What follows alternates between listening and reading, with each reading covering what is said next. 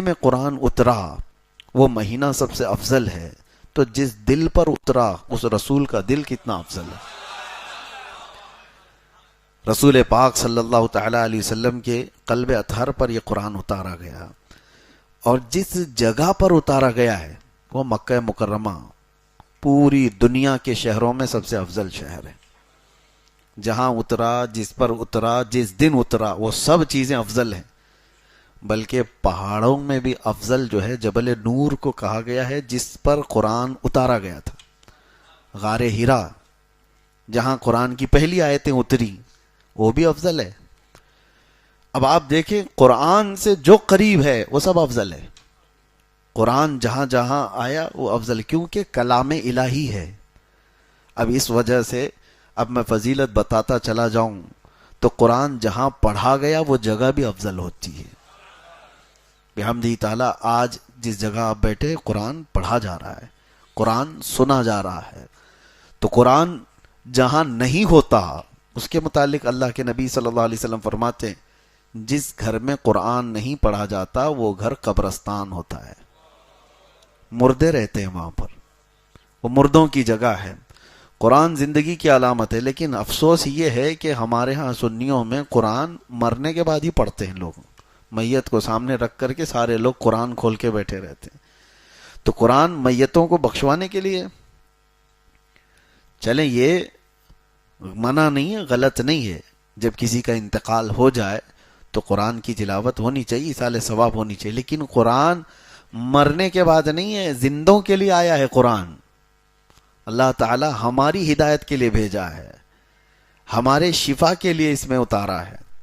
قرآن پاک زندوں کے لیے ہے، لیکن یہاں ہم نے مردوں کے لیے اس کو رکھا ہے۔ تو ایک بات میں آپ کو بتا دوں کہ قرآن جس مہینے میں اترا وہ رمضان افضل، جس رات میں اترا وہ رات افضل، جس قلب پہ جس دل پہ اترا وہ رسول کا دل سب سے افضل، جس شہر میں اترا وہ شہر سب سے افضل۔ تو قرآن سے جتنے ریلیٹڈ ہیں وہ سب افضل ہیں۔ اور کب اترا؟ جیسے ابھی میں نے بتایا رمضان میں اترا۔ ایک حدیث پاک میں یہ بھی ہے کہ حضرت جبرائیل علیہ السلام تھوڑی تھوڑی سی آیتیں لے کر کے آتے تھے، جیسے اقرأ بسم ربک الذی خلق خلق الانسان من علق اقرأ وربک الاکرم الذی علم بالقلم علم الانسان ما لم يعلم۔ یہ 5 آیتیں سب سے پہلے آئی غار ہرا میں۔ اس کے بعد سیکنڈ جو نزول ہوا قرآن کا وہ 20 آیتیں تھیں۔ یا ایھا المدثر قم فانذر وربک فکبر وثیابک فطہر، چھوٹی چھوٹی آیتیں 20 آیتیں تھیں۔ تو کوئی خاص عدد نہیں کہ اتنی آیتیں ایک دن آتی تھی، اور دن بھی خاص نہیں کہ 2 دن میں آتی تھی، 4 دن میں آتی تھی۔ اللہ کی مرضی، جبرائیل امین کو بھیجا جاتا تھا، کبھی 1 ہفتے کا گیپ ہو جاتا، کبھی 15 دن کا گیپ ہوتا، کبھی روزانہ آتی اور کبھی دن میں کئی مرتبہ آتی۔ قرآن کی آیتوں کے آنے کا انداز الگ الگ تھا۔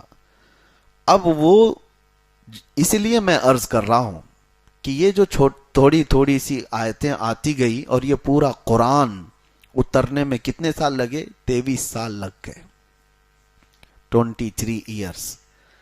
حضور پاک صلی اللہ تعالی علیہ وسلم پر 23 سال تک قرآن اترتا رہا۔ لیکن ایک بات میں آپ کو بتاتا ہوں، کس لیے میں نے یہ ذکر چھیڑا کہ جیسے ہی رمضان آتا تھا حضرت جبرائیل علیہ السلام پورے قرآن کو حضور کے پاس سنایا کرتے تھے، یعنی قرآن کا دور ہوتا تھا، اور وہ سنت جبرائیل ہے جو آج تراویح میں بھی ادا ہو رہی ہے۔ حافظ قرآن سال بھر قرآن پاک کو اس طرح سے پڑھنے اور اس طرح اجتماعی سننے کا موقع ملتا نہیں، تو یہ رمضان آتا ہے تو یہ قرآن پاک سنانے کا، پڑھنے کا اور سننے کا دونوں موقع ملتا ہے۔ اب تراویح میں دیکھیں، جو روایت یہ بتاتی ہے کہ حضور پاک صلی اللہ تعالی علیہ وسلم حضرت جبرائیل کو قرآن سناتے تھے، حضرت جبرائیل کو قرآن سناتے تھے۔ یہ کب سناتے تھے؟ ہر رمضان میں۔ مطلب یہ ہوا کہ ہر رمضان میں جہاں تراویح ہوتی ہے امام سنت مصطفیٰ پر عمل کر رہا ہے، مقتدی سنت جبرائیل پہ عمل کر رہا ہے۔ امام قرآن سنا رہا ہے حضور کی سنت ہے، اور سننے والے جبرائیل کی سنت پر عمل کر رہے ہیں، اور اسی طرح سننا بھی چاہیے، سونا نہیں چاہیے۔ کبھی کبھار تو ایسا لگتا ہے کہ پڑے ہم ہیں، تھکے پیچھے والے زیادہ ہیں۔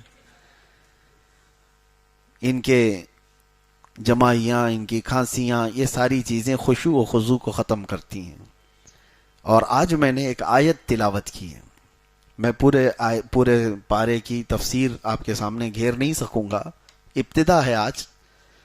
تو اللہ تعالیٰ فرماتا ہے وَإِنَّهَا لَكَبِيرَةٌ إِلَّا عَلَى الْخَاشِعِينَ، نماز کے متعلق اللہ فرماتا ہے یہ بھاری پڑ جاتی ہے نماز کچھ لوگوں پر، کچھ لوگوں کے لیے نماز بھاری ہے، وہ جلدی سے جلدی بھاگنے کے فراق میں ہوتے ہیں، امام کے پیچھے ٹکٹکی باندھ کر دیکھتے ہیں کہ اب رکوع ہوا کہ تب رکوع ہوا، یہ کتنی لمبی رکعت ہو گئی۔ یہ میں آپ کو شروع میں بتا رہا ہوں کس کے لیے بھاری ہے، تو اللہ تعالیٰ فرماتا ہے یہ منافقین پر بھاری ہے۔ وَإِنَّهَا لَكَبِيرَةٌ إِلَّا عَلَى الْخَاشِعِينَ، یہاں پر آیت میں یہ فرمایا گیا ہاں جو اللہ سے ڈرنے والے لوگ ہیں ان پر نماز بھاری نہیں ہے، ان پر نماز بھاری نہیں ہے۔ وہ رسول اللہ کی لخت جگر سیدہ کائنات فاطمۃ الزہرا سلام اللہ علیہا، وہ رات کو سجدے میں گر جاتی تھیں، اور صبح کی اذان کا وقت ہوتا تو سر اٹھاتی اور پھر کہتی مولا تیری راتیں کتنی چھوٹی ہیں کہ ایک سجدہ پورا مکمل طور پر ہو نہیں پاتا۔ تو ان کے لیے نمازیں، ان کے لیے سجدے بھاری نہیں ہیں۔ دل میں اگر نفاق آ گیا ہو تو نماز اس کے لیے بھاری ہے، لوگ بیٹھتے نہیں، بھاگنا ہے۔ اور رمضان المبارکہ میں اب آپ کبھی سوچتے ہیں شیطان تو چھٹی پہ ہے، شیطان ابھی قید کر لیا گیا۔ حدیث پاک میں حضور صلی اللہ تعالی علیہ وسلم فرماتے ہیں سرکش جنات اور شیطان مردود کو پورے رمضان میں قید کر لیا جاتا ہے، اللہ تبارک و تعالیٰ قید کر لیتا ہے مومنین کی راحت کے لیے، لیکن پھر بھی شیطان کے ایجنٹ بہت گھومتے رہتے ہیں، شیطانی کام بھی ہو رہے ہوتے ہیں، ساری چیزیں چل رہی ہیں۔ یہ کیسے؟ اس کو یوں بتایا گیا ہے کہ شیطان نے اپنے 11 مہینے جو اس پر عمل کیا، جتنا اثر ڈالا تھا، وہ پوری طور پر اس نے اس سے اپنے آپ کو آزاد نہیں کیا، اس کا کچھ اثر اب بھی باقی رہ گیا ہے۔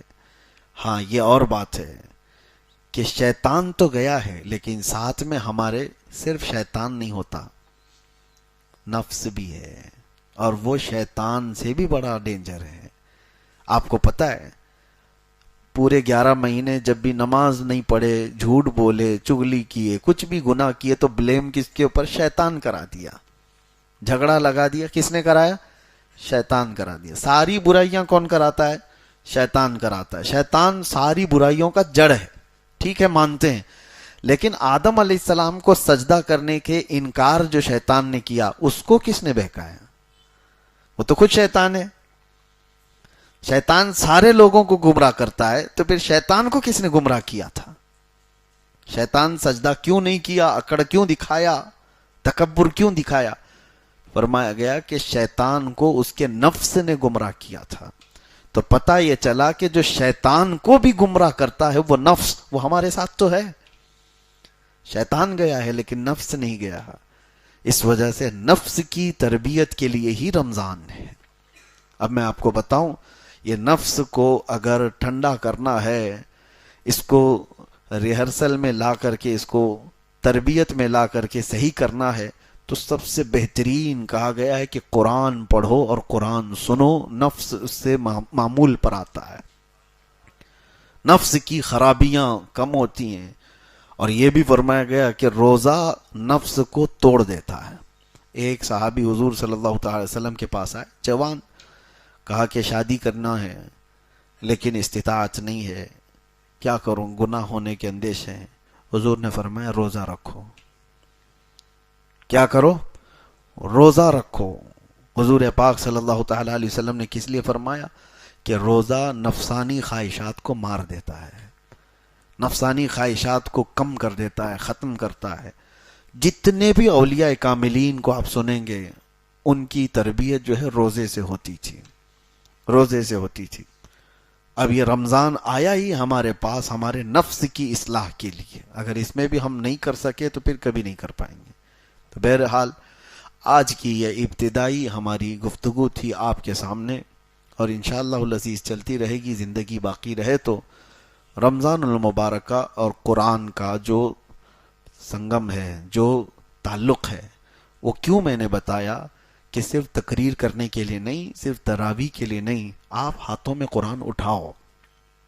مہینوں ہو گئے اس قرآن کو اٹھائے ہوئے، اور کتنے تو ایسے ہیں پڑھ بھی نہیں پاتے ہیں، اور کتنے تو ایسے ہیں دیکھ بھی نہیں پاتے ہیں۔